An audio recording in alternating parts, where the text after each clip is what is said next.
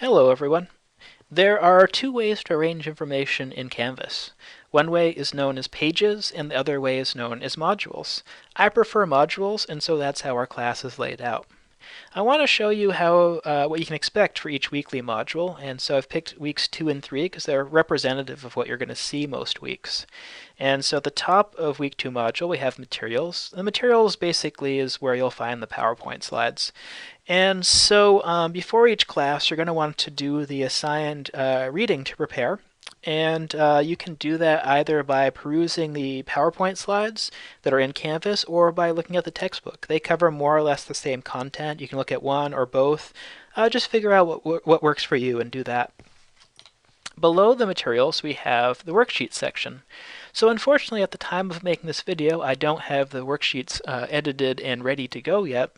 But I'll be shortly posting worksheets and as the quarter progresses, I'll be adding worksheets here. And so I want to point out these are extra bonus worksheets in addition to the activities and worksheets we'll be doing in class. So we'll be doing a lot of practice problems, and these are just where you can find some extra practice problems. And I post keys for these particular worksheets as well. Below the worksheets, we have the lab section, and the lab section is sort of self-explanatory. That's where you find the files and links and stuff for the labs we'll be running for this class. And so at the top of the lab section, you'll find the procedure. So if we click on Lab 1 Structures, it'll download a document that gives us information about how to complete the lab. And you want to read and study that, and then you go down to just below that, you'll find the pre-lab quiz. And so if you click on this, it brings you to an online quiz where you answer some questions to demonstrate that you've prepared for the lab. And I want to point out, make sure you complete these pre-labs on time. You can check the due date. It's listed right next to it. It's also on the calendar.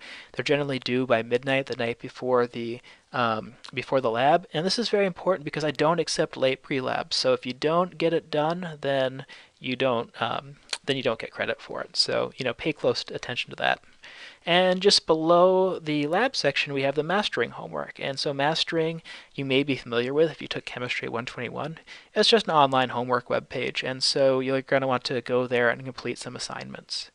And moving down to week 3 looks very similar to week 2, except the main difference is we have some extra stuff going on in this lab section.